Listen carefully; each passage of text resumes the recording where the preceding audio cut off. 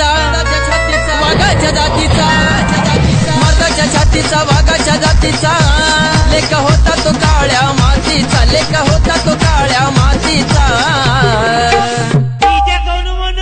लेका होता तो काळ्या मातीचा आदिवासी कोळी जातीचा लेका होता तो काळ्या मातीचा आदिवासी कोळी जातीचा काळ्या मातीचा आदिवासी कोळी जातीचा लेका होता तो काळ्या मातीचा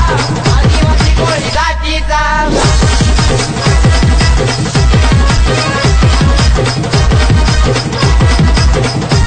होतं देवगाव त्याचं गाव साऱ्या जगात त्याचं नाव